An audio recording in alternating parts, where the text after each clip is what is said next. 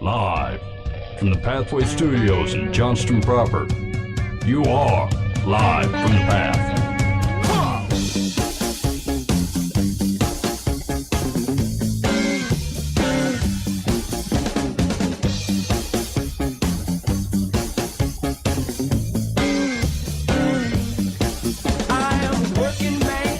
And you're listening to Live from the Path. We're coming to you from the Pathway Studios here in Johnston proper. It's very good to be with you this evening, and I'm pretty excited because we got legit folk on the interview chain, Mike. I've met legit folk in my day, and this certainly qualifies. I know, that's what I'm saying. That's what I was pretty excited about. So let me tell you what's going to go on the show this evening. So we're going to talk to Matthew Loftus, and if you guys remember from, I don't know, it's got to be 3 months back. We've been trying to go through how does good news change the world, and so we had talked to Robbie and Aaron from, why do I always forget the name of the ministry, Mike? It's Discover Hope. Yeah, Discover Hope, right? So like they were working on talking about drug addiction and stuff in Newton, and just talking through like what does it look like? How does the good news actually tangibly change the world? Because I believe it does, both in a very broad and awesome spiritual sense, but then in a hands and feet tangible sense in our current world. We think that's true. So we had talked to kind of Robbie and Aaron, and we've had a number of different conversations around how good news changes the world. And one of the things we wanted to explore was the notion of healthcare. And when we were talking about it at the time, kind of ebbs and flows on how people talk about it or how it's in the news. But like, it was a big deal, and I think it will remain a big deal in our political landscape. And so we wanted to try to get an angle on how does good news change the world when it comes to healthcare. And I came across an article on Mere Orthodoxy written by Matthew, and I felt like it was a very important perspective or piece of a conversation, and a discussion that I feel like we can have that's got some inertia to it, that it doesn't feel like we're just kind of calling out into left field, complaining about costs of things or impacts of things or the lack of justice in things, and it felt very, very tangible to me. And frankly, I read it and it felt like good news. It felt like there was something happening, or there was opportunity out there for people who wanted to express the love they have for the world and the love Christ has for the world. And so that's why I wanted to hook up with Matthew. So we're going to talk to him. We're going to get to know him a little bit, and have him kind of walk through some of the thoughts that were in that article, and then other things that are kind of peripheral to that. And then Mike, we got some advice on Dear Life from the Path. Yeah, I'm sure we do, Ben. Okay, very good. And if we get to it, if we have time. We skipped an article when we were talking with Crystal Joy last week that was around ladies and cheating. Yeah. And it was, and like the differing reasons for ladies that women are giving for stepping outside of their marriage, and the nuances that were crafted with some of these reasoning. I just thought were extremely interesting. It's worth trying to understand, like, where does that stuff come from, and how does that change how we understand those types of relationships and how people are reacting to marriage in general. So. If we get to that, we'll do it. If not, it'll push another week. Yeah, it remains. I feel like it remains a problem. It will abide. Okay, so let's touch base with Matthew. So on the line, we've got Matthew Loftus, and Matthew, I will just I'll give you the chance to introduce yourself because I think you'll do it better than I would. But you find yourself as you're a doctor, and you are currently in East Africa. What does a road to Africa look like for a Matthew Loftus? Yeah, well, thanks guys for having me on. Sure. It's an honor. My road, I guess, looks like a lot of doctors who end up in Africa. I grew up outside of Baltimore, and I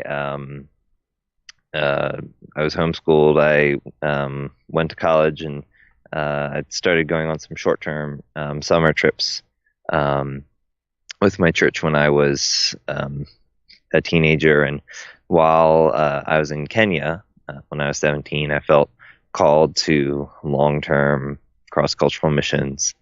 And so since then, that call has just kind of been refined, and as I've gone along in the steps. So, I went to college and felt like medicine would be the best way to sort of use the talents I had to serve God. And then the next step after that was realizing that there was a huge need for medical education in missions, not just going and doing, but teaching others how to do it. And then the next step was 4 years of medical school, 3 years of family medicine residency, and the whole time starting to look at different organizations and eventually start visiting places to work and raise support. Got over there. We went to South Sudan for about a year, and we were planning to stay much longer, but unfortunately the security situation there deteriorated. So we came back home for a little bit, had a baby, and then went back, and now I'm getting prepared to join the faculty of a university here to help be a part of their family medicine residency program here in Kenya. So I'm very excited about that. Yeah, congratulations. That's a cool opportunity. Yeah, I'm excited. So you talked about having a baby. So what's the that winding road led to marriages and children along the way? How has that been, kind of doing what you've been doing, and having your family be part of that? It's been great. I mean, I obviously my kids are great. They're loud and wild, but they're great. So was I when I was their age. And yeah, I mean, obviously, there have been challenges with it along the way. Like when things started falling apart in South Sudan, they had to leave the country. I had to send them out of the country, and I had to stay back to keep the hospital running. But I think in some ways it makes it, having kids around has always made it easier for me to have conversations with people. Just because kids are generally a bit more gregarious, right? And people are more gregarious towards children. So, for me, naturally shy, especially with people from other cultures, and so having the kids around is a great way to just start conversations with people and connect with people, and it certainly has made me a more humble doctor to have children to deal with and right. understand why people bring their kids in for things that I didn't understand back when I didn't have kids. So right. So Matthew, I have a question for you. Are there do they look at doctors the same in that culture as we would? I mean, it's there are some similarities. So certainly doctors are tend to be well paid and high status in society. But generally throughout East Africa, as far as in all the places I've seen, there's a certain degree of trust in biomedical Western medicine. But especially the more rural you get and the more traditional people are, they're more likely to try traditional methods of healing or kind of local lore before they'll come to a biomedical provider. Have you ever been surprised by local lore as being actually a pretty good deal? I mean, a lot of times people are afraid to share Sure. what they've done already, what they've tried already, because they think you will write them off if they do. So unfortunately, I haven't gotten really an opportunity to hear the details of what people like a dragon's tooth and whatnot. Bummer. Yeah. But I suspect that there's probably some things that work very, very well, and others that don't. Right. What would you say, or in what way, if any, would you say doing medicine in Sudan and kind of in the African context do you feel like that's changed how you look at medicine at all? Do you think that's influenced how you how you think about healthcare in general? Yeah. I mean, it's interesting because I obviously trained in the West in a very rigorous scientific milieu where it's where spiritual causes of things and are assumed to just simply not exist, and right. Spirituality is generally thought of as kind of this nice add-on. If that's something you have the time to do and address with your patients, that's nice. If they want it, if you're open to it, but it's not really relevant to why people are sick. Right. But here in Africa, that's not the case at all. Most people, even if they are, basically, I mean, you'd have to be an out-and-out atheist here, which there aren't very many, Right. to assume that spiritual forces have nothing to do with why people get sick or get better. And on top of that, like the way that your spirituality affects your life and the life of people in your family and your body, it's just very different. And so even though some of that, I think, I still don't think is very appropriate. Like, oftentimes, if a mom here is having a difficult labor, having her baby, they assume that, she must have done something wrong, or she's holding a grudge against somebody, and Like Job style. Sometimes. Yeah, like that can definitely be part of it. But I think in general, it's probably better to work from the understanding that there are spiritual forces out there, that they can affect us and they can affect our bodies. And I mean, I think we all, even though those of us who believe in germ theory and can try to find a scientific basis for everything, recognize that health is, that members of the community, by their decisions, can affect the health of other people in the community, like secondhand smoke, Right. or pollution, or stress. Right. All of those things are those are words that we use to try to get a handle on the really big ways in which people can affect each other's health in relationships with one another. So that brings up what I thought was an interesting premise when I was reading your article. One of the things that you said, that there are deeper philosophical issues when we talked about health, and you had said we can't agree what healthcare is for, what its goals are, because we don't think about what health is or what it means.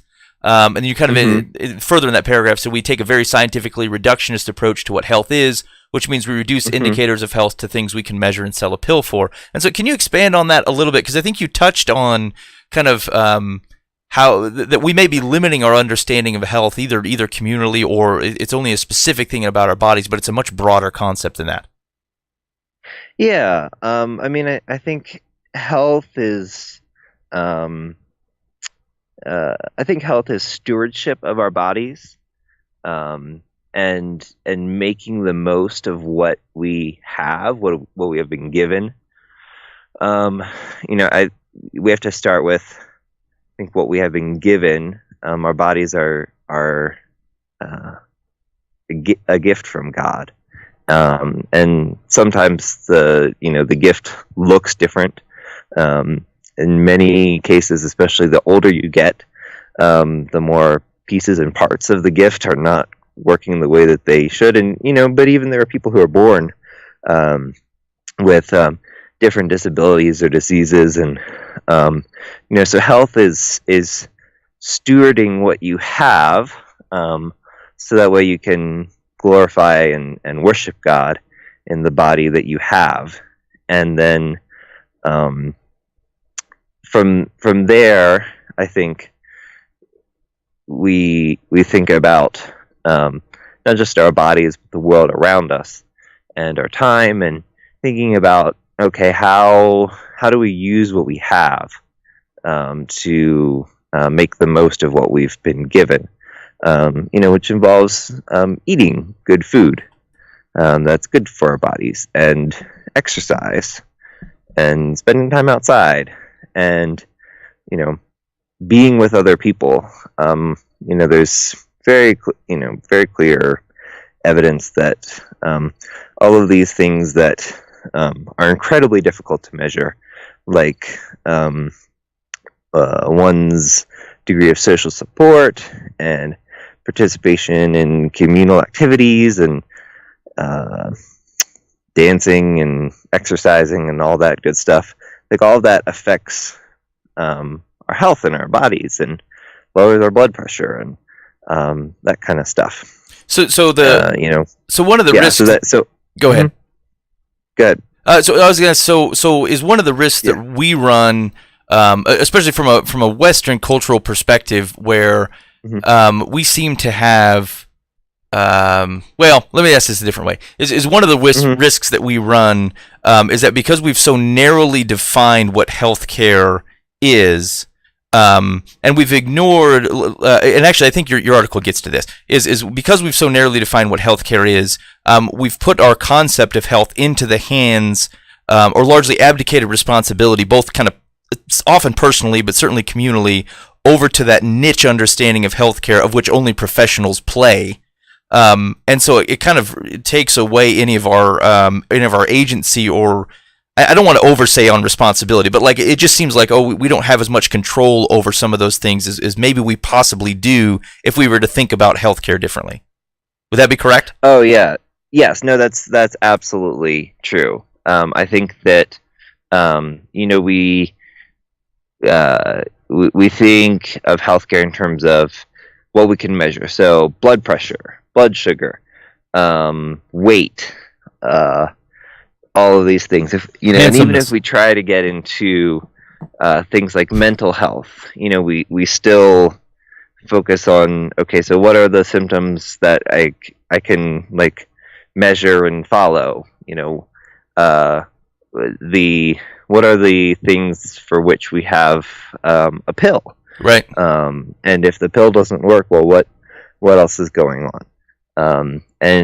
And that sense of abdicating responsibility, I think, part of it was allopathic medicine, earlier on in the 20th century, gaining a lot of power over things that humans didn't have power for. Right. So it's really great that we have penicillin and chemotherapy and all those things, but the things that can get better with penicillin and chemotherapy and antidepressants, like that's still just a much smaller sliver than of life than what we can do for ourselves. And so I think we do have to kind of push back against that and say, what can I do for my health? What can I do for the health of the people in my community around me? And sort of let doctors and nurses do what they're good at doing, which is dealing with the things that we do have pills for, but just remembering that there's a much larger piece of the pie that doctors and nurses are not very good at. That's interesting. Do you think we gravitate towards that because there seems like a tangible answer there? So like if I have let's be real basic. Let's say I have a headache. Yep. I know that Tylenol or something will otherwise help with my headache. The core issue may be because I've been sleeping poorly and eating poorly. That's why I'm sleeping poorly. But like that's harder to grasp, and it's longer to take care of. But like I gravitate towards a definitive answer. And so is some of that I'm trying to think of the right way to word this. Is some of that a cultural desire, like something that undergirds all that says we like the fact that it's an answer. The unknown scares us, and so because medicine has answers, even if they're not always the right answers, and even if we kind of bundle a bunch of stuff into the bucket that isn't actually the right solution, because it is an answer, we like it. Yeah, I mean, I think that's a huge part of it. Not just an answer, but also control. That we obsess over the things that we can control, even though in the end they may or may not actually affect it. So diabetes is a really great example because we can, we can to some degree control blood sugar, and we obsess about that number because it's a number that we can measure. Within sort of the more evidence that we accumulate about diabetes, the more that we find that sort of once you're in a fairly broad window of blood sugar control, it really doesn't matter how much more you control it to a certain degree. Okay. and it's, there are other numbers we control a little more easily that seem to affect things more, like blood pressure. But having diabetes is a pretty life-altering event, Right. and maintaining your body in a healthy way is about way more than just controlling your blood sugar or even controlling your weight and your blood pressure. Like, because if you have great blood sugar, but you're miserable all the time because you can't eat anything that you like, Right. and and you don't even know what to eat, that's not, I think, stewarding health. That's it's just kind of juking the numbers. Right. So, so it's, and people get very, very afraid and really despondent sometimes, I think, when they have things that they can't control, or things that they can't cure. And certainly a lot of our toughest cases are, in medicine, is when we feel like there's something, there's some illness, even, maybe like diabetes, that could be controlled a little bit better with medicines, but, a person's family or job or just other life circumstances, their mental illness, what's going on in their neighborhood, those all prevent a person from exercising control over their health. And doctors feel really powerless, and they get frustrated and grumpy. Right. No, I think that's understandable. So it sounds like then that there's a couple of things kind of at play. Well, I mean, there's a million things at play here, but I'm going to overly refine the problem. We need a broader perspective on how we understand health in general. But then, and your article gets to this a bit, I think, is a broader sense of responsibility for our health as a nation. And I think this is something that is put in starker relief simply because of once you have the freedom to make choices, and we have such a strong growth of an individual thing that undergirds the story of America as a nation. But I suppose the risk we run is that the harder we fight for the right or the freedom to kind of make our own choices in spite of the impact or maybe in neglect of the impact of our broad community, over actually using that freedom per se to influence the broad community. Like, what does that say about our notion of the freedom that we have, right? That doesn't really say something positive about us. And so it's the same basic premise, though. I suppose it's saying that there's a broader outlook on our individual health to understanding the various things that make up personal health, and then you have a broader outlook of what do we value as a society. And you called it is looking at not health as a right, but as a social good. And so what does that mean, I guess, communally, if we reorient the thinking of health care as a social good versus the argument as to whether it's an actual right or not? Yeah, I think when you think about healthcare as a social good, then that really opens the conversation for thinking about, number one, how do all the ways that we relate to one another help each other to be healthy or not.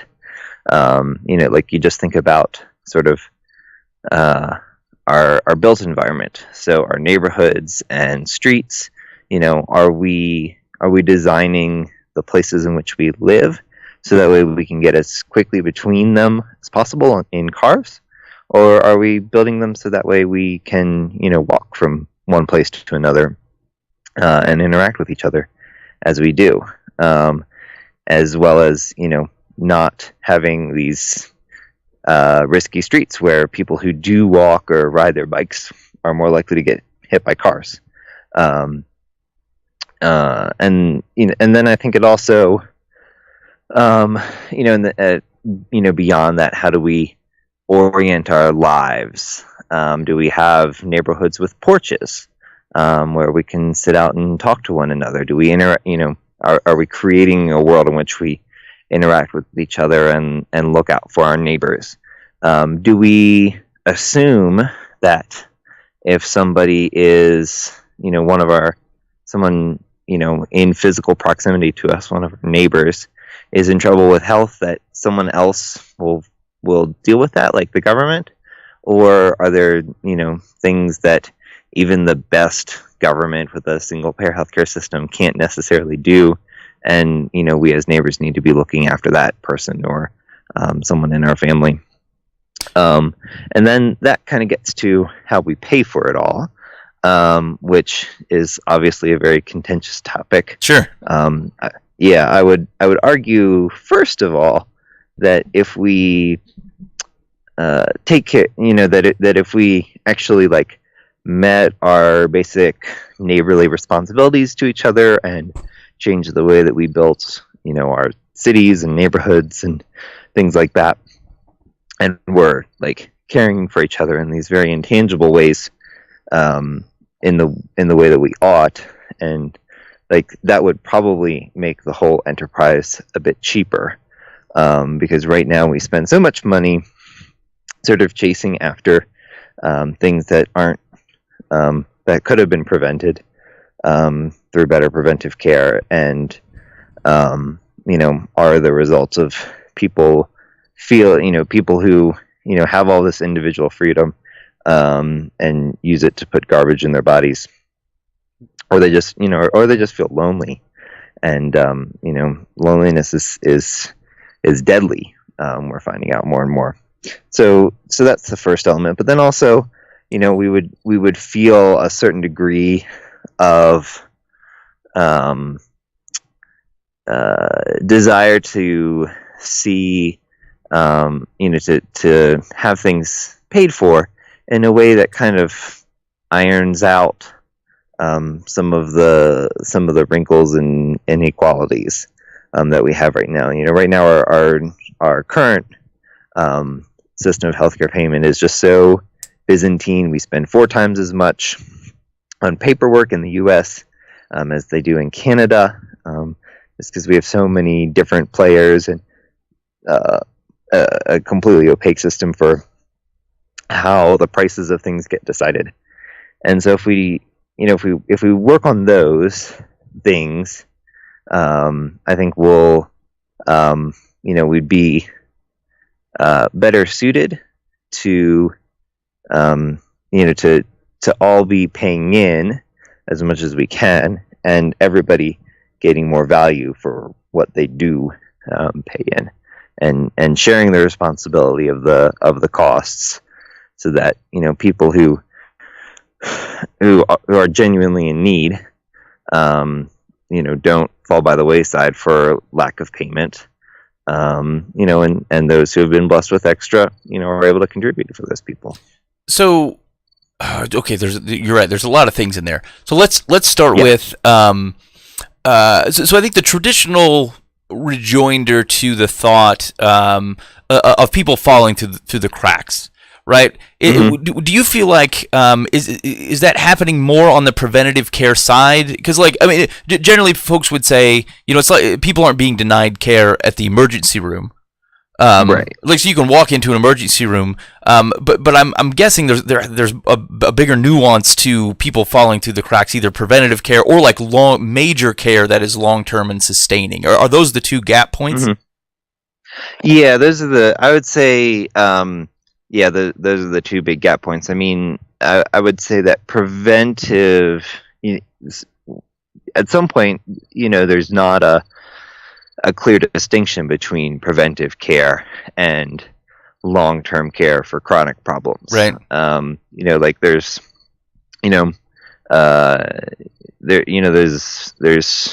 the simple, straightforward, and really tragic cases, someone doesn't get a mammogram, and once they turn 50, and then 5 years later they get a breast cancer that could have been detected, and that does happen all the time, and that seems particularly cruel and unjust.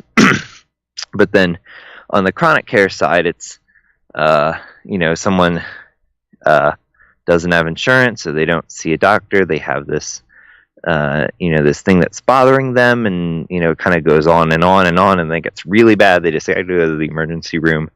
They find out that it's if they'd actually gone to a doctor 5 years ago, they could have gotten it treated and managed and dealt with, and it wouldn't have caused the problems that they're in now. But now they're at a point where maybe their blood pressure's been so high that their kidneys are having problems, and because their kidneys are having problems, they start having heart issues, and then they can't work as well, and so on and so forth. And so that's a very messy and difficult place to work, because oftentimes people do sort of depending on their life circumstances or how much money they have or whether or not they have a job, they kind of dip in and out of care, which sort of allows them to sort of know that there might be a problem, but not have a relationship with a healthcare provider that allows them to manage it appropriately. And my experience in the healthcare system is that that's where people are falling through the cracks the most, is in the management of long-term chronic health issues that need a certain amount of care and attention and medication. Okay. So let's look at the other thing that you talked about. Then is when we look at communities and kind of the long-term. It's broader health perspective, but it's also kind of lowering the distance between a person who needs help and then being able to see a doctor. One of the things you kind of touched on was, can we widen the scope of who people seek care from and the types of care that they're getting, so doctors can focus on things that they're specially trained to do. Because we have doctors up on a I'm going to use the phrase, but it's not exactly what I mean. Up on a pedestal to the extent that like only they can deal with this. They're a rent-seeking cabal. Yeah, right. And so if that is the what options do we have? Because I think this kind of wades into the tangible area where, like, if I say I want to try my best to influence how our government does A or B. And like there's concerns. I think I mutually fall on concerns on both sides of the discussion about how things are managed and how you go about doing things. Those are reasonable people who love people can have good discussions about that. But the question I suppose remains: are there things that we can do tangibly as members of community to positively impact those types of things so that they don't fall through the cracks? And so we can actually start making a difference from the bottom up. Yeah, absolutely. And so and I think a lot of that is about deconcentrating the power that doctors and hospitals have, because there are a lot of there are things that you can measure, like for example blood pressure, and there's a lot of great evidence that church-based blood pressure screening and cardiovascular management programs. There's one called Project Joy in Baltimore that's been fairly well studied. That those are great at improving health outcomes. And then another great program in Baltimore is out of Johns Hopkins Bayview, and it's a community program where they have doctors and nurses in the hospital teaching members of the community, usually sort of respected members of churches, about basic health concepts that allows them to educate their own communities about different health issues, screen for things like blood pressure, blood sugar, and then sort of direct people into the healthcare system as needed. Now, I also think that on top of that, we can advocate for community health workers and nurse practitioners and other kind of parish nurses, other lower, not as extensively trained health professionals to deal with stuff, because there's a lot of very simple, straightforward stuff that fill up doctors' offices, but you really don't need a medical degree to treat them. And if things get more complicated, you can kick it up to a higher level. But I think that if you give people in communities who have a little bit of training more power, they're sort of they're living closer to the community level than a lot of doctors are. Although I also think doctors should be living close to the community level, but that's another discussion.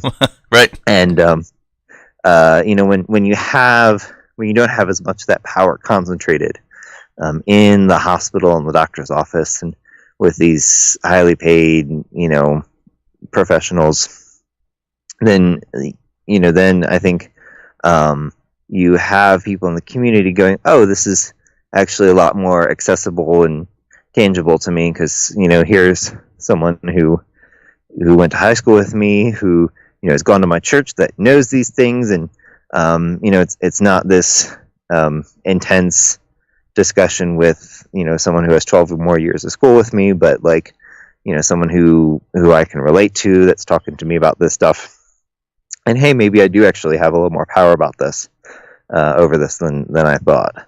So I imagine that one of the core barriers to that is a sense of fear, taking responsibility in some way or another with someone's health, by saying, hey, let me listen. No, maybe you don't need to go to a health professional, and recognizing that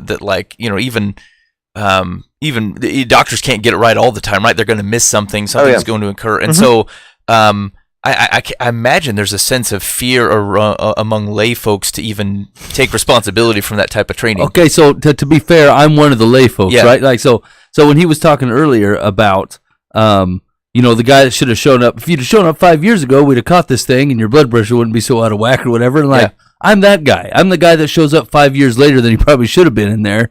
And then they're like, hey man, if you'd have stepped in here at any reasonable amount of time, we'd have gotten this taken care of. And the same thing would occur to me as going to somebody that is not a doctor. I'd be like, I know they only tell you so much, otherwise you'd be a legit doctor, which means that you're only going to diagnose within the information that you have.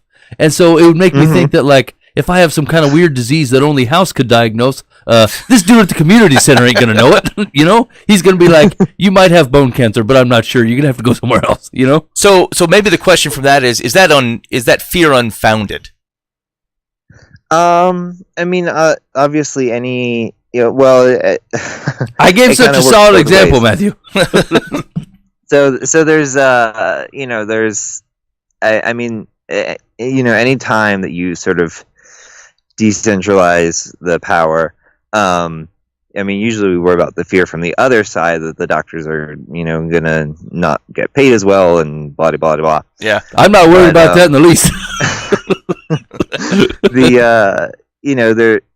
There's a chance that people will miss something, but on the other hand, people find that they've done studies that show that doctors are incredibly bad at reading evidence, and there's certain treatments and things that that there's a pretty well established protocol for, and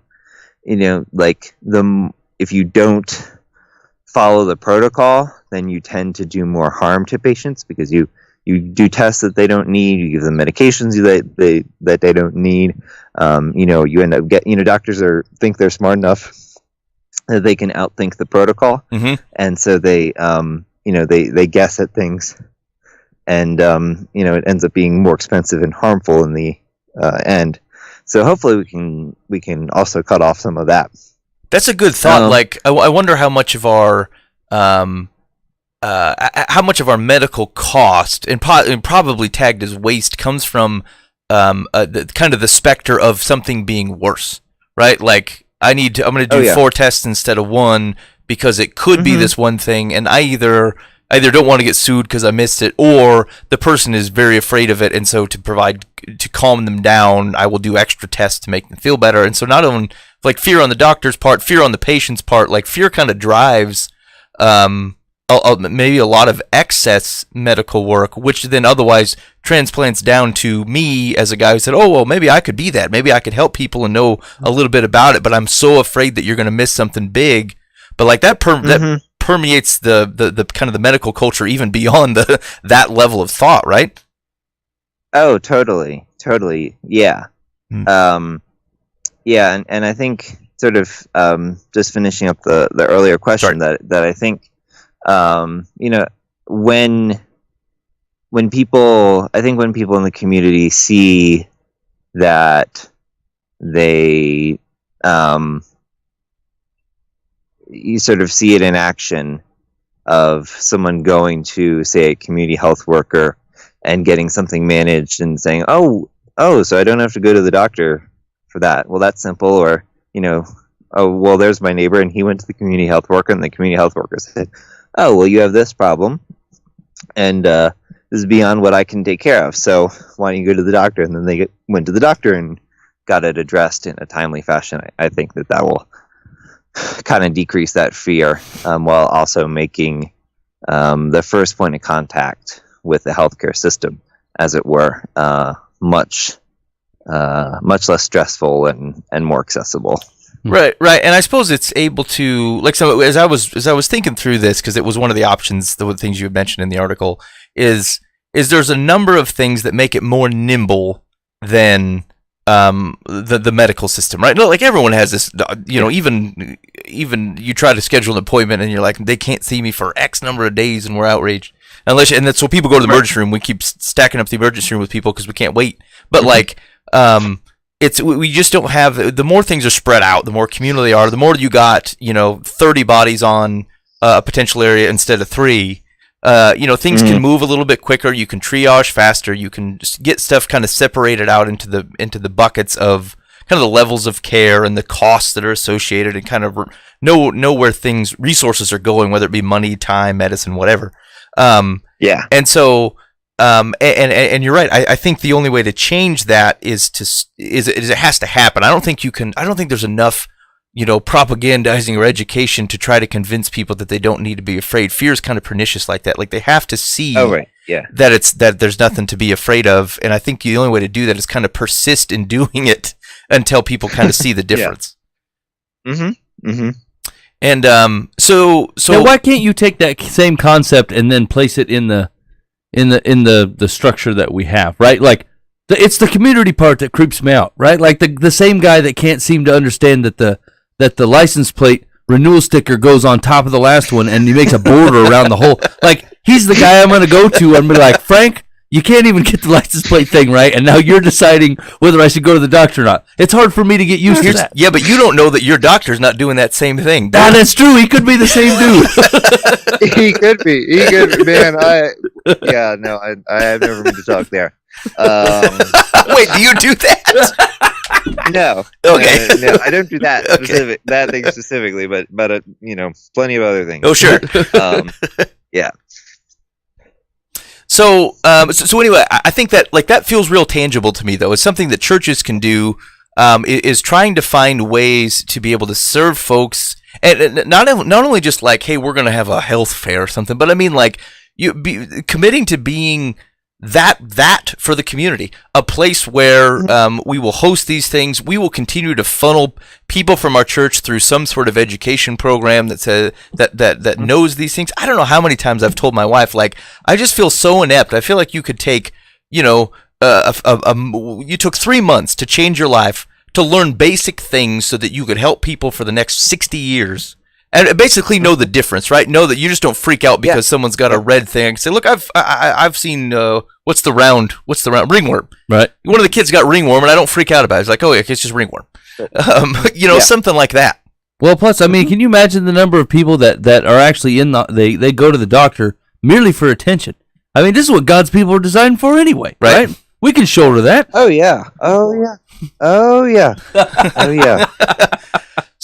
So I suppose absolutely. So that feels like something that I'll say this, I guess. So like, if we look at the broad conversations that go about healthcare, to a certain extent, we can start separating wheat from chaff. Right now, everything's in the bucket.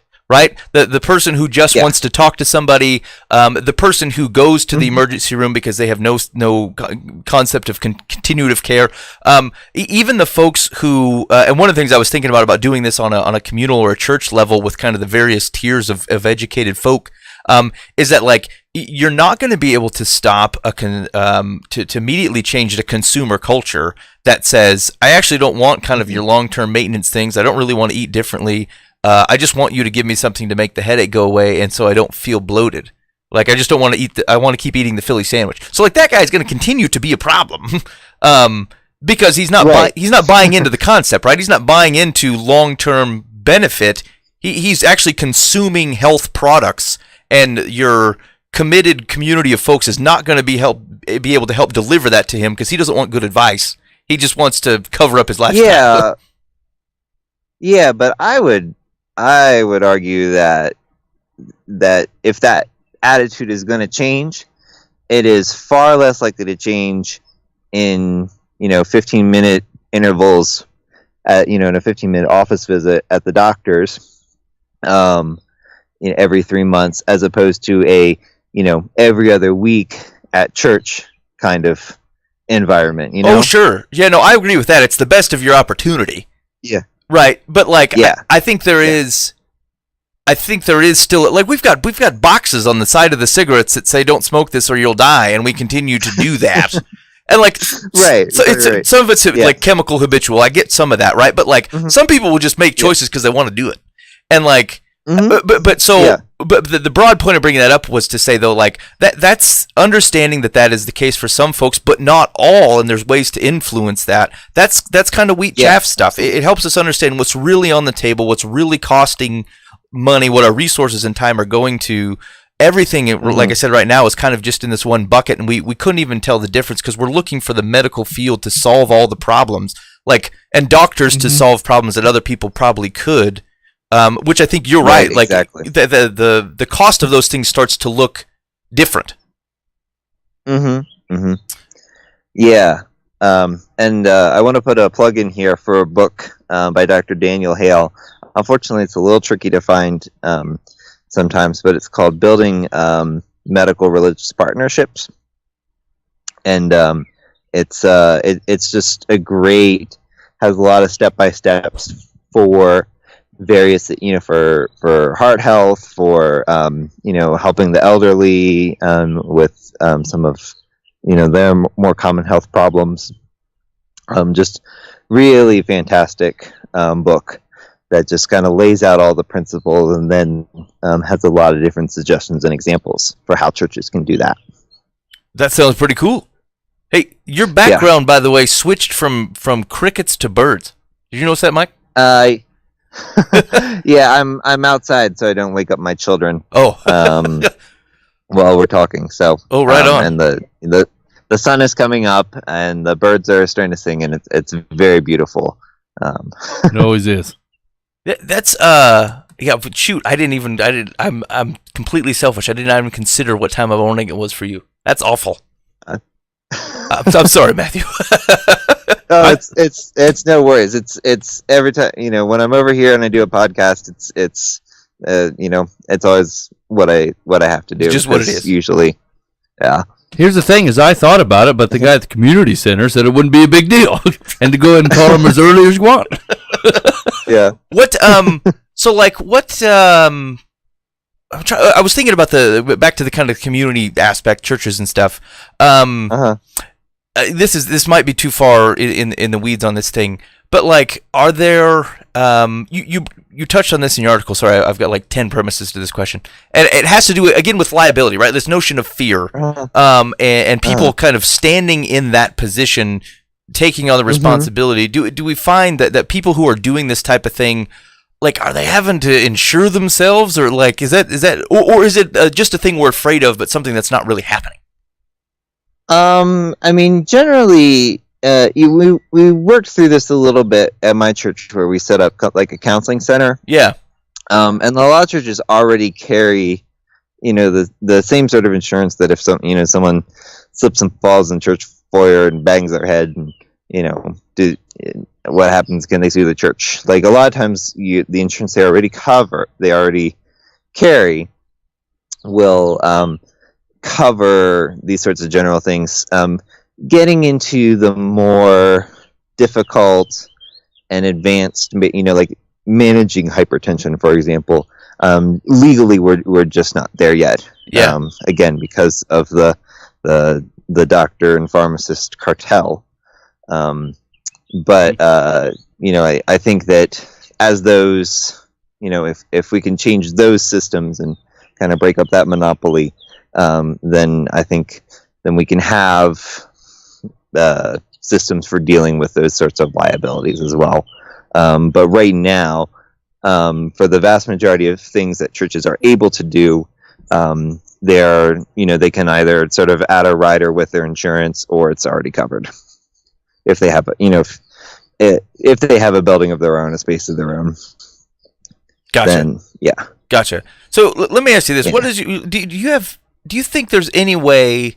Is it enough to change it from the ground up? Right? Like, is it possible in your mind that if enough people kind of to commit to this type of thinking and orient churches and communities and things, like even if nothing happens from a governmental perspective, is it possible to kind of put that out of business on the top front by like trying to push it up, or do you feel like there's enough of a barrier that just can't happen?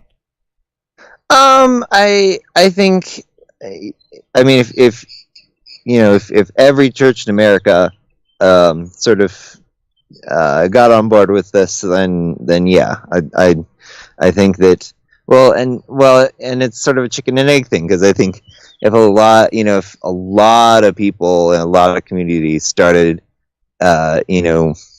taking more responsibility for their own health and managing their own health, that would really relieve a lot of pressure points in the medical system as we know it. And that would also motivate people to change a lot of the things that are inefficient and broken and unjust about the medical system. So yeah, I mean, I think that some of the government and policy barriers are things that drive the lack of responsibility, and that make life more difficult for people who want to take care of themselves. Yeah. But I think there's plenty of hope and plenty that can be done on that level, on the level of the community, and I think that would be really, really meaningful for a lot of people. Because I suppose either way, right? Like whether, regardless of what how that conversation goes, right? Like, and the truth is, it might change by administrations, by congressional movement, budget, health, whatever it is, right? There's a million things that can push that back and forth. Regardless of where that goes, this makes sense from an overall health of the nation, health of your communities, the way that we treat and love each other, moral goods and justice, like. That's packaged in. We're just trying to reorient what it looks like to not be tied as if our personal choices in how we help our communities is explicitly tied to some of the choices that the government makes. It certainly is influenced, and it speaks to it. But like, to the extent that, are we using our freedom well, for as much as we want to talk about that, to positively influence society? That's a right question, regardless of kind of the political winds, right? Yeah, exactly. Okay. Yeah, no, it's a problem that's going to be there, regardless of where our politics goes and takes us.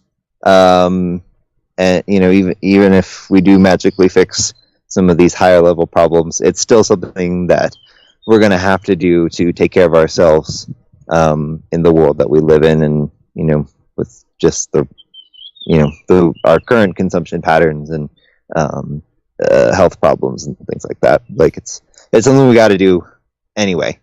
Yeah. So yeah. And so it was interesting as we've been talking here. I've been kind of cycling stuff through my mind on like, well, so what are the actual? This all sounds great, right? Like, so like, what are the barriers here?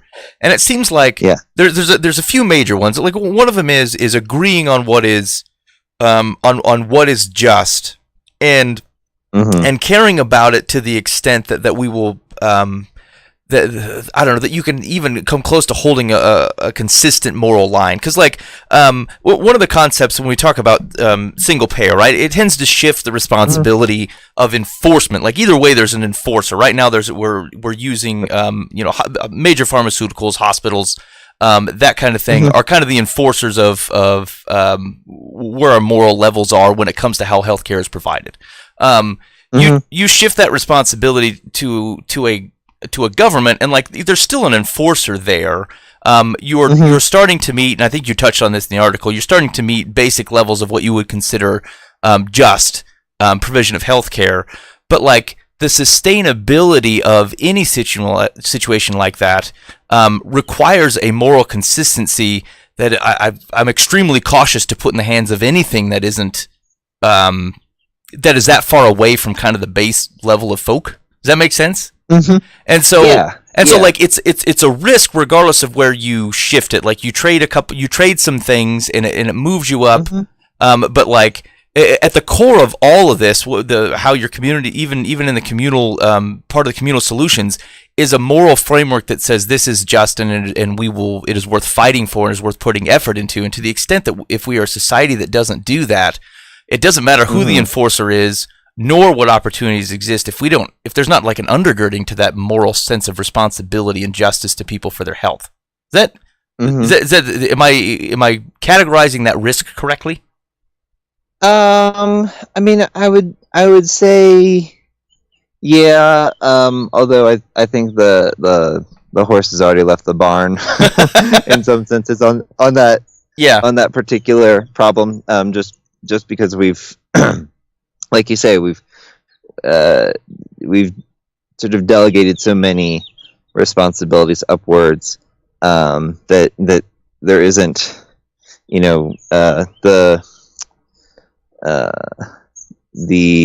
I wouldn't say enforcement so much as allocation. That right now the allocation is just a lot more haphazard because it's split up between these different forces that are constantly feel like the other one is screwing them out of their money. Right. Between the insurers and the pharmaceutical companies and the hospitals and whatnot. And at least with the government, the government may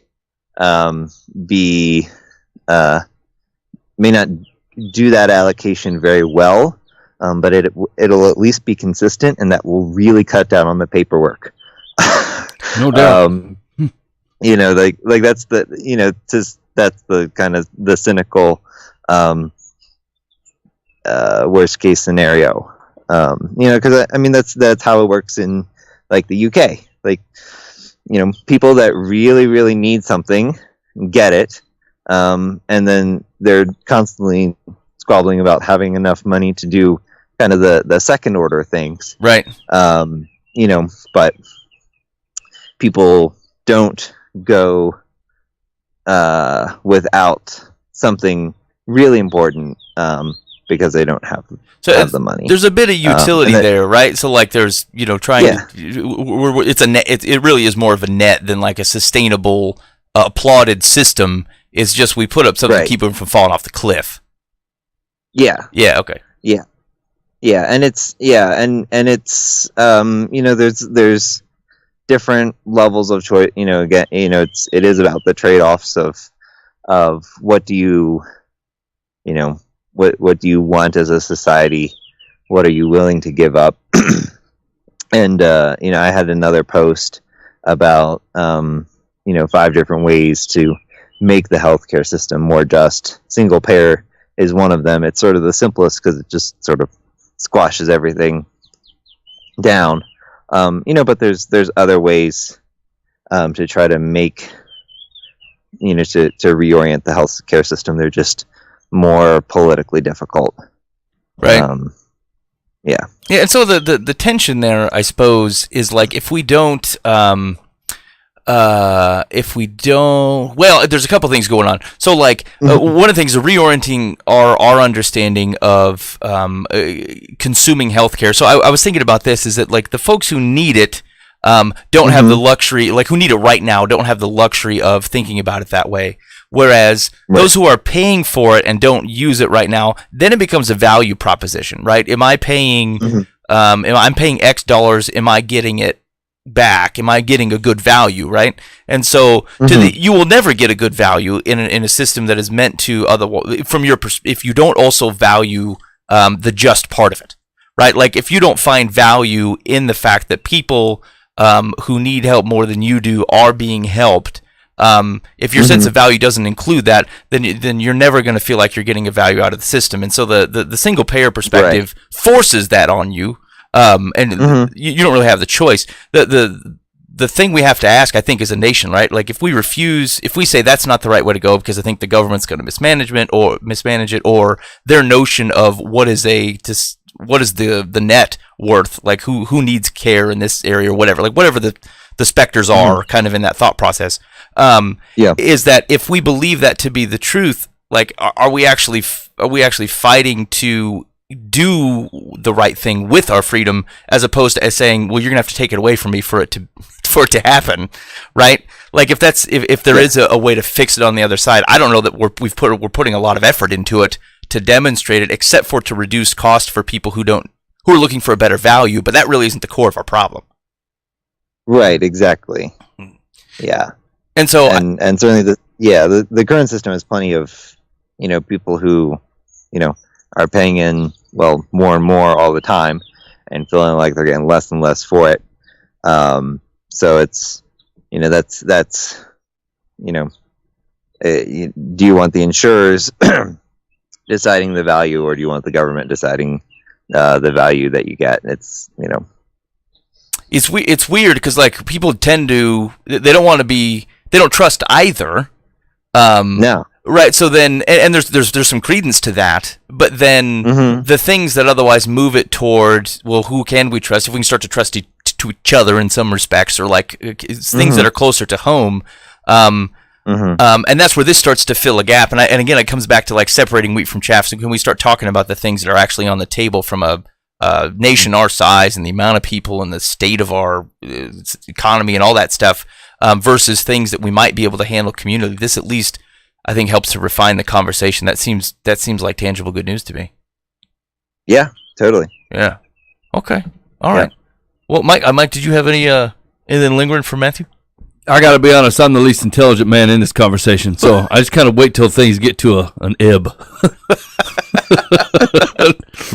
All right. Well, Matthew, I want to thank you so much for taking time to discuss this with us. I think this does point to, if good news changes how we see the world, and it says that we are to be the greatest in the kingdom, that we're going to serve, even at our own, that's going to cost us something. If we feel like we have personal responsibility to change the lives of our community around us, to use our influence the best as we can to make the most of the opportunity, the types of stuff that you're talking about, I think certainly points us in a direction that says we have the ability to be effective in tangible ways for our community, even in a medical space where we feel unqualified. Like there's ways to bridge those gaps that aren't crazy monumental. And so, so anyway, I want to thank you for your voice on that. I want to thank you for taking time to talk to us about that.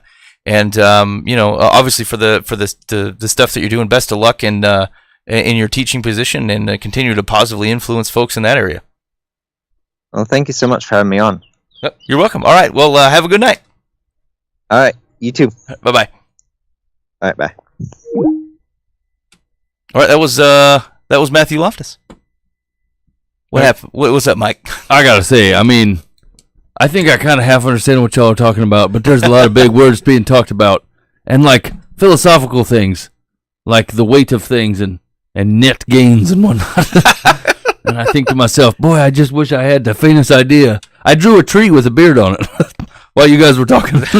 I had a tree and I put a beard on him, and he was smiling because I'm like, here's like in the long run, I think what you guys are talking about is it fits the exact profile of what we're talking about, right? Like we're talking about, does the good news of Jesus Christ change the world? And he says, yeah.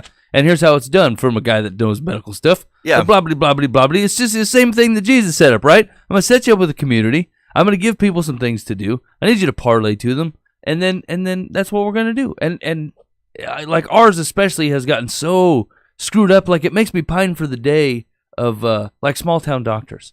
You know, where there's like one dude in town, and like he keeps track of your entire medical record. He's known you since you were a naked baby, and now you're 50. Yeah. And then he says things like, "No, man, it'll be fine. I'm not giving you any pills for that.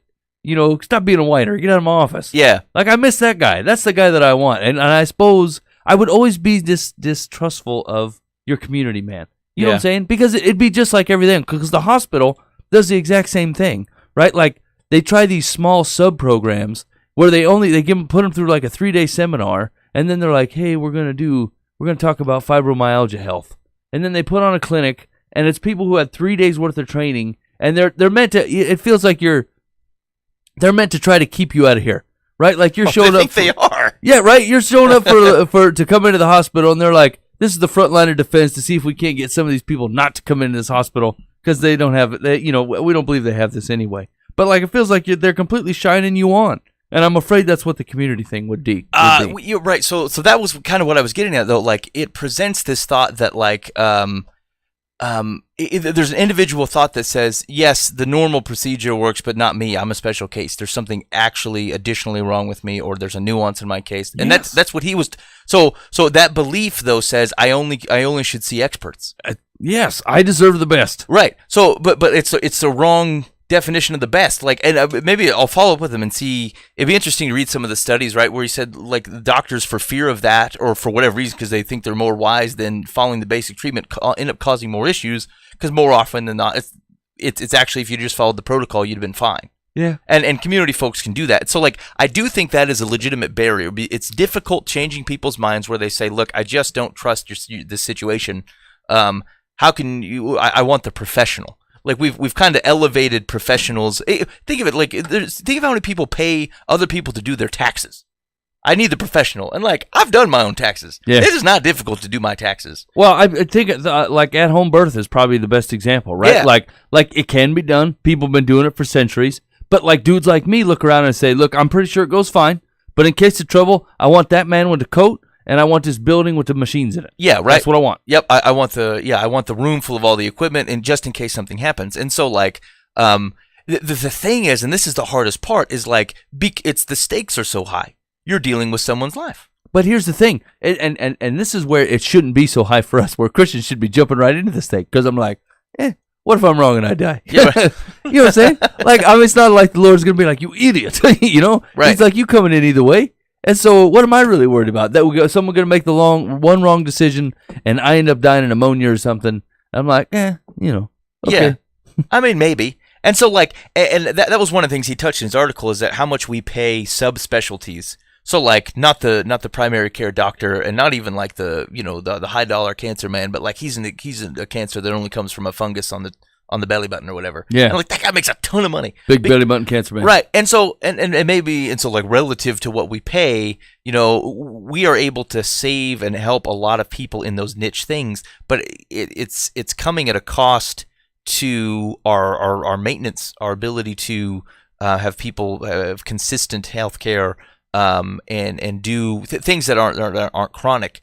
But the trouble with this is, and I don't think I got to the finer point here, which is a lot of the stuff, like our major medical things, they seem to be lifestyle choices.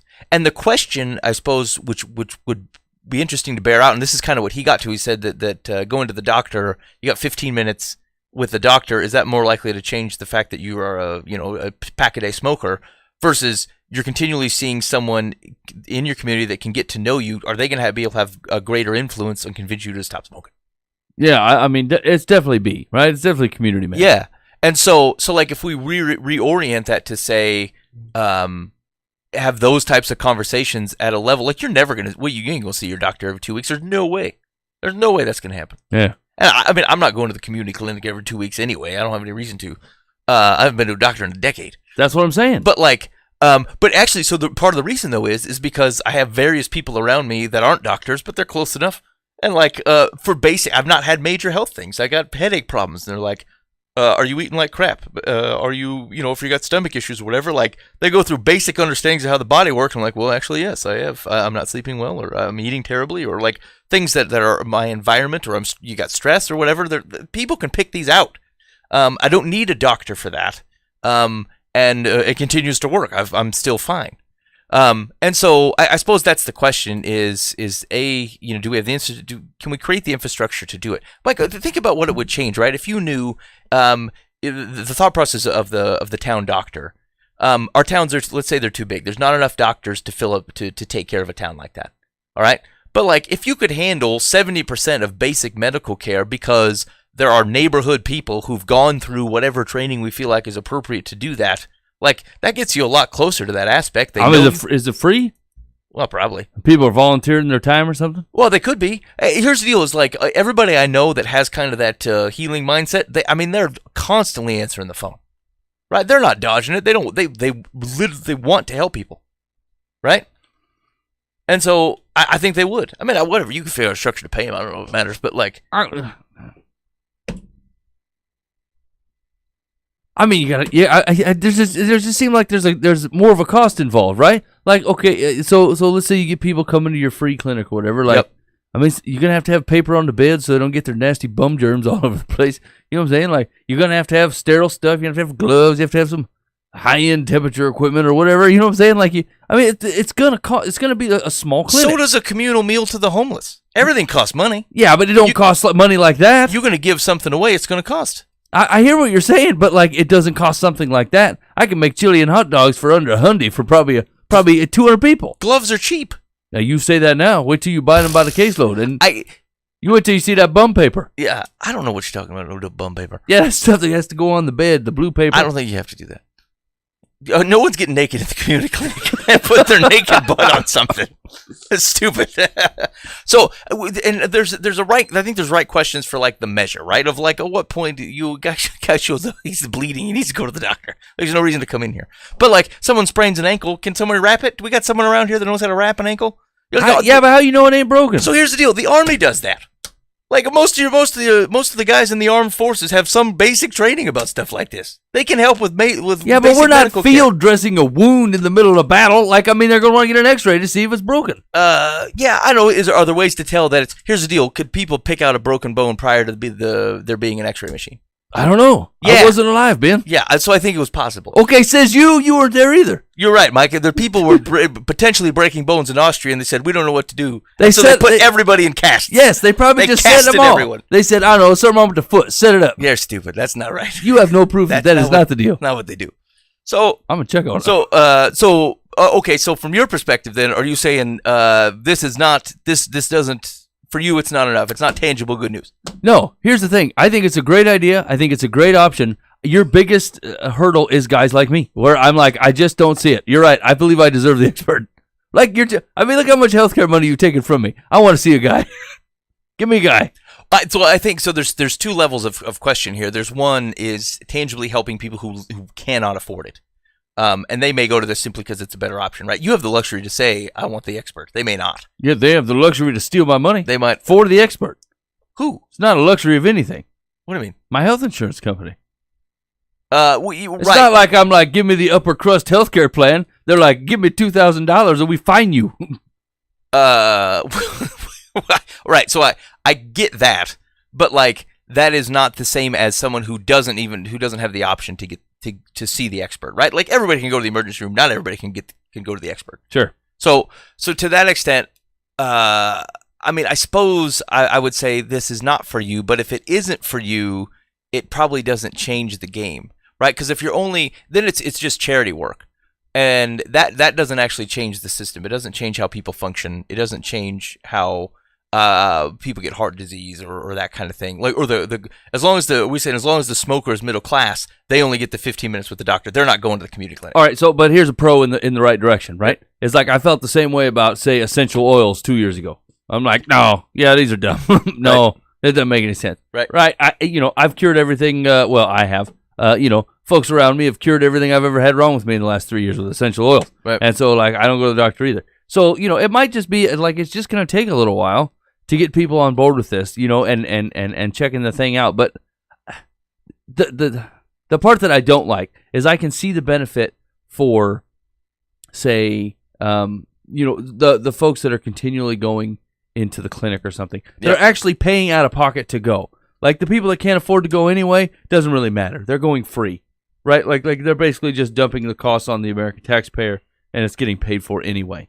And so in the long run, like you're talking about the guys that are actually spending money on healthcare, and to me the benefit looks like maybe they're getting more palliative care, but on the backside, he was saying that maybe the hospital would unclog a little bit because of these, there wouldn't be near as much, unnecessary traffic. Yeah. And if that was the case, I'm like, I don't want to be benefiting no hospital. It's not like they're going to lower the prices as soon as it's unclogged. So what's interesting is that would be actually the capitalistic the capitalism answer, right? Is that it should happen.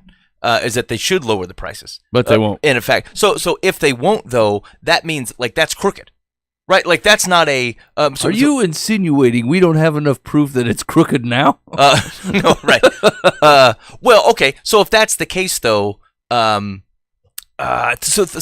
they've got you by the nuts, Mike. Right now, yes, here and now. You say you're crooked, but I don't trust anybody else but you.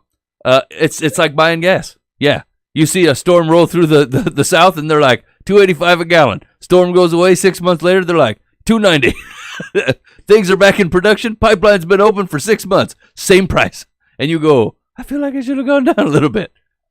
But it does not. It does not move. Right, but you still pay it. Well, because you have to have it. Because I have to have it. Right. Wait, let me ask you this. Are you more likely to buy gas from a man manufacturing his backyard versus taking medical advice as to whether you need to see a doctor about your cough?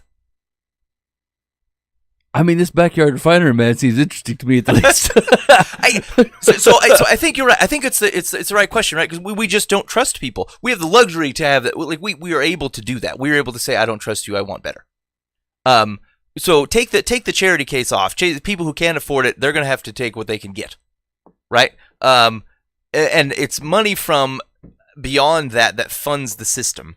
And so the question is how do you convince people that are funding the system to stop funding this? Like if they say they're not using my money right, why? But they're not open to the option of having kind of the various levels of care. And it doesn't even have to be a layman, right? Like you're talking about empowering nurses and nurse practitioners and like not being so sketchy about folks like midwives and like one or two steps underneath parish medical professionals or like whatever. I mean, whatever. Also, let's start sending people to school. Like they don't need to go for 7 years. They're not going to see every instance. Like, do an associate's degree in something, right? Like, It's not like you're not training people. It's just saying, we're gonna find levels of folks so that like we can do basic things. I mean, can we give away?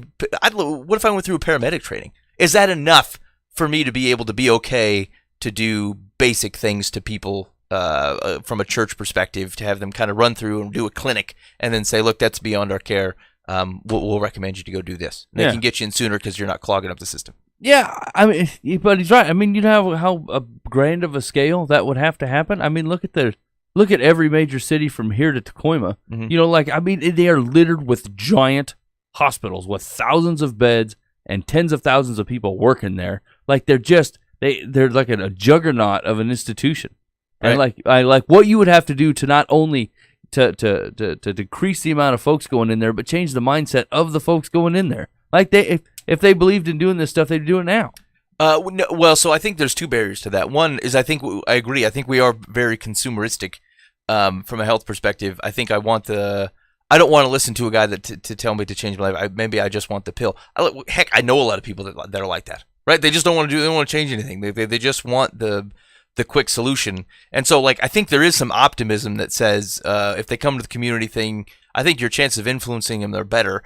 But like I think there's still sin in the world. Like people are still selfish and people still want will take the short-term answer. And I think we for all the people that are actually in need and that want a difference, I think there is a blindness that says that there are people that simply don't. They don't want the difference. They actually just want you to give them the medicine and send them on their way. There's a large amount of that. Yeah, they don't want to eat differently. Now, again, the thing is, though, is I can't speak to what it is on the charity level, like the people who actually can't afford it, but I mean, that exists all over the place from a middle class perspective, right? Like people who do have the means to do it differently, they just don't want to. No, that's very much true. That. And so I think that's true. But I think you're right. The second thing is that we have they're not doing it on their own because it feels like a significant jump, Well, right? Like for the same reason that you're saying, right? Like if I started that up, you ain't coming because No. you're like, I'll just go to the hospital. Well, see, and that's the thing. Like, it's just one of those deals. You got to know a guy that buys into it, right? Like, I don't use no essential oils until I meet somebody that already does. You know, I mean, same thing for folks that do needles in the face or whatever they do. Oh, acupuncture. Acupuncture, right? Like, I'm like, no, that's dumb. I'm not doing it, right? But I mean, I met a couple people that are like, yeah, it helps a little bit. Yeah. I would consider it in some areas, you know. And so, like, it really is just about exposing people to it and giving them a chance to give it a shot. Like, they're not going to move on their own because they're going to feel like they're getting slighted. Like, I paid for the hospital. My health insurance money pays for that hospital and that doctor to be there in his sweet parking spot. When I'm sick, dang it, someone's going to come find me. So that is, think of it this way. That is the problem, though. It's health as a concept of value. And this goes to the core. Is Matthew would define a just healthcare system that basically doesn't allow people to fall off the cliff. That they're not dying of something unnecessary, things that could have been prevented, right? And so if we don't agree on that, and that is something that is worth paying for, nothing will change. Because I'm never getting the value out of my healthcare. I spend a lot of even if I get it through insurance. But here's the thing: they always talk about that. I'm paying for it now. My employer's paying for a good chunk of it, but it's not like I'm not paying for health insurance. Okay, so like in a given year, let's just say my health insurance costs me $2,500. I don't go to the doctor. I buy vitamins, and those aren't even like, it's not like medical insurance covers that. No, and Frank, and this is one of his things too, is that the HSA doesn't either. I can put money back for an HSA. I can't buy preventative care stuff. I can't buy vitamins.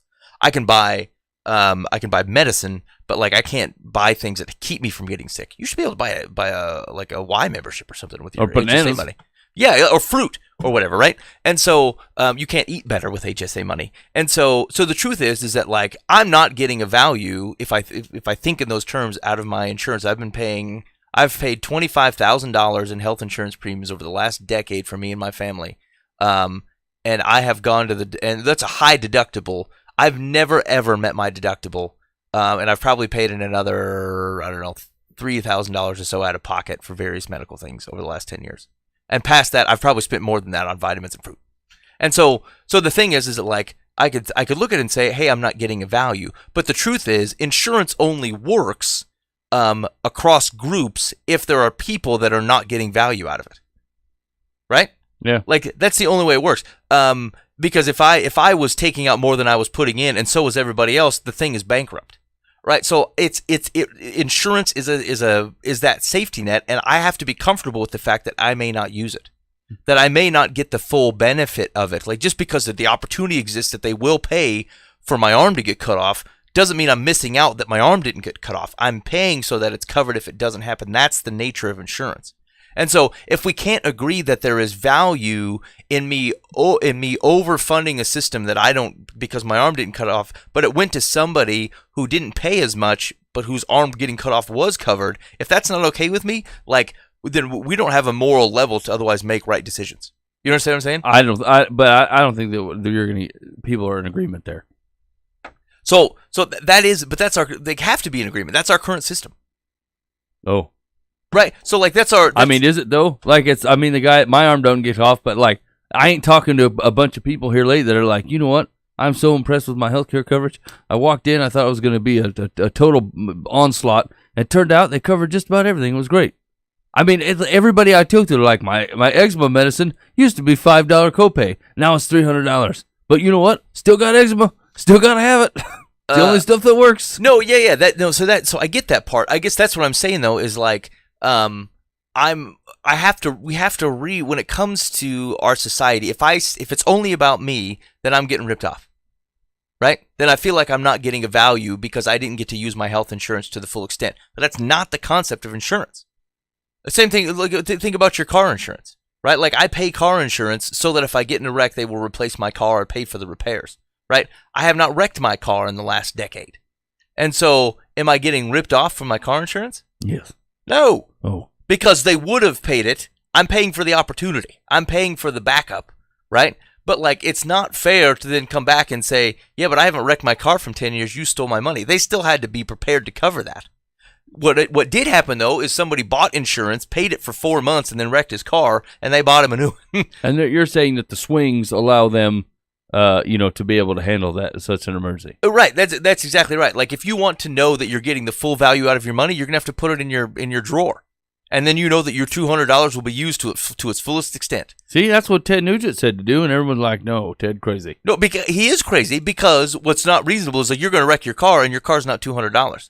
Only a fool would pay you $20,000 to replace your $20,000 car when you only paid him $200. That's insurance, right? Like that. So here's the thing: if we can't agree that that's what insurance does, and the conversation says I'm getting ripped off because I'm not getting my value out of it, like you don't understand how insurance works.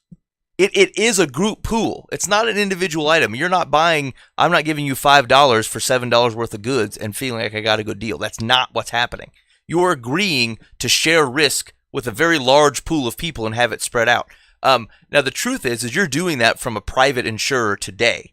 The single payer option says we don't like the way the mess that comes with the various private insurers, the corporate hospitals, and all those things. We're only going to negotiate with one insurer. That's the federal government.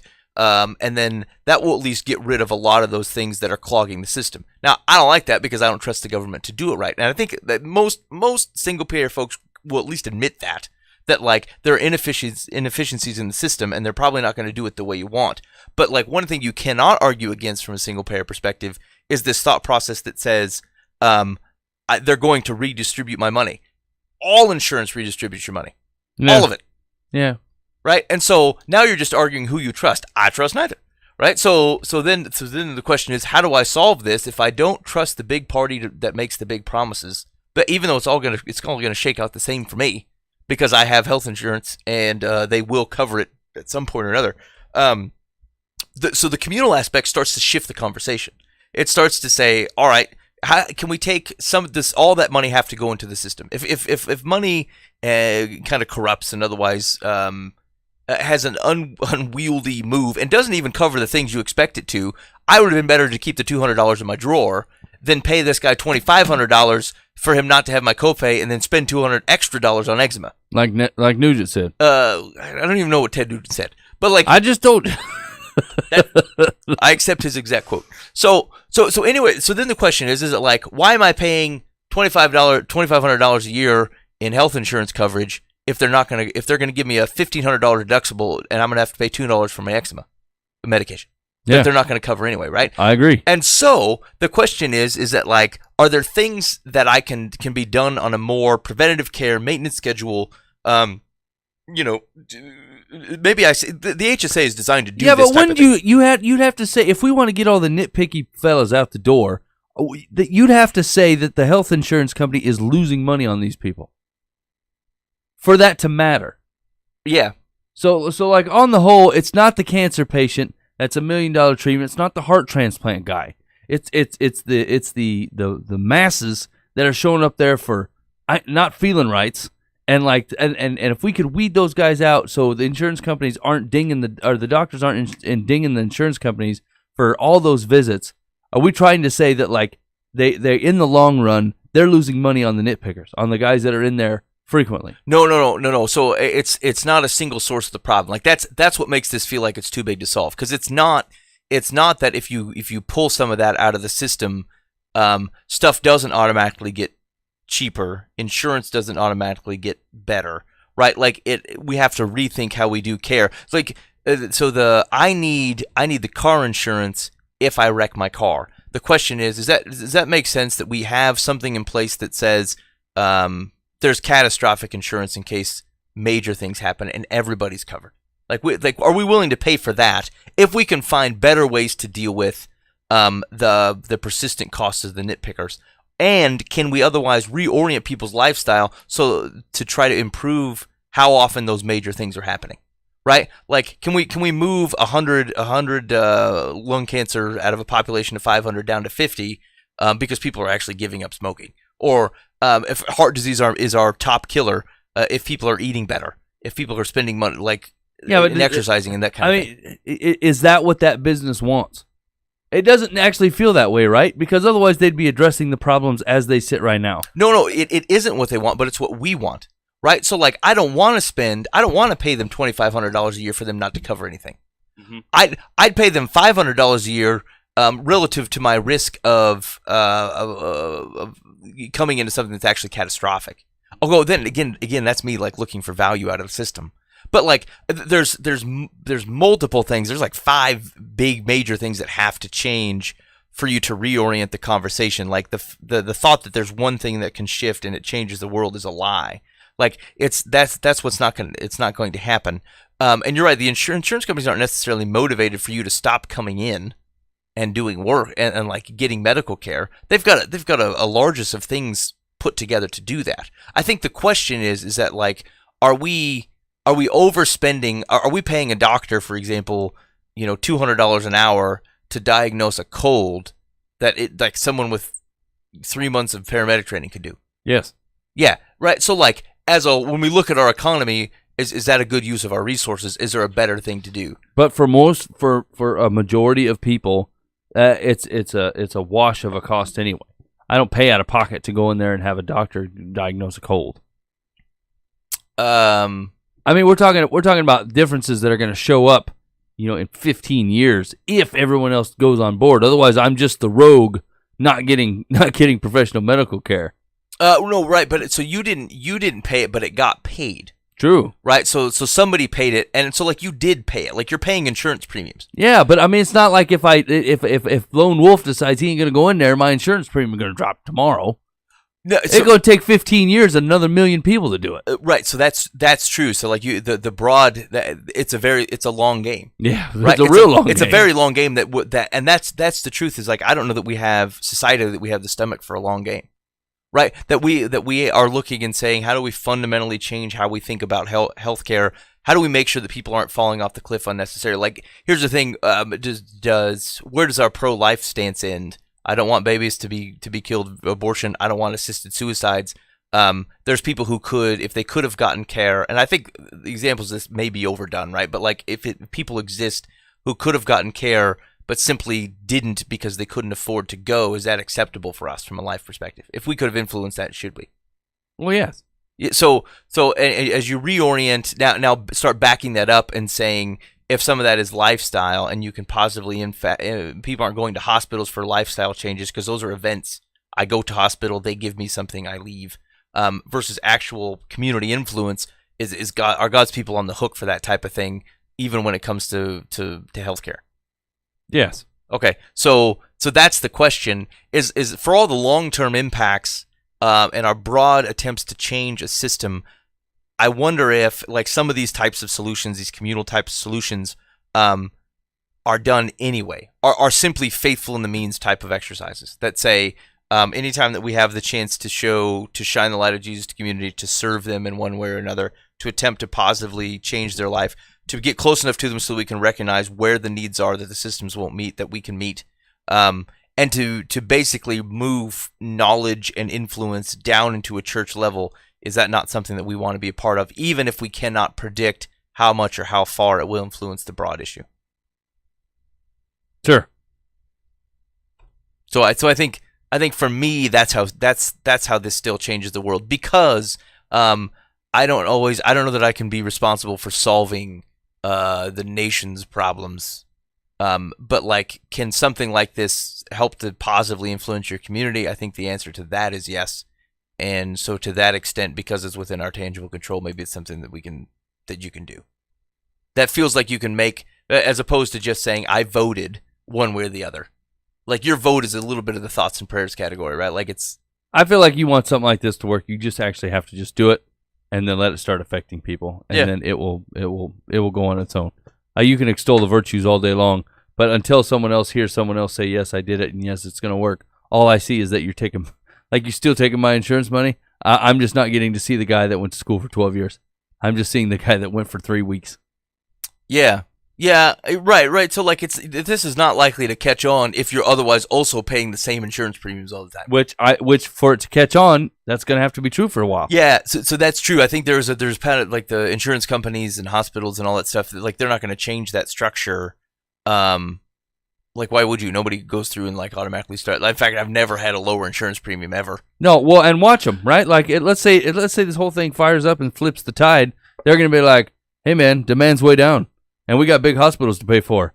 Our insurance rates are going to have to go up. You're going to have to pay for all these people who work here, and the building's got to keep the lights on. Yeah, so like there's the communal aspect that too, right? Like if you start to move that stuff down and you start giving stuff away that people are getting paid to do now, yeah, right? Like there's a community, just like there is Here's the truth of the matter, though, is like you might see America's economy turn back to service, or get off a service economy, and we start making things. You know what I'm saying? Like you take some of that stuff out of the hospitals. I actually have the same opinion on some of the bigger churches, right? Like if you take some of the positions that exist that are actually just service positions, they're just you serving people, and say, look, that's not your job. It's just how you serve people, and then go find something to make. Yeah. You know, and then I think you would see parts of our economy that would have to turn back around and say, look, we got to produce something. We can't just service ourselves. And the healthcare industry and the clergy have the most room to negotiate on people having, you know, a chance to be part of an economy that's producing something. Yeah.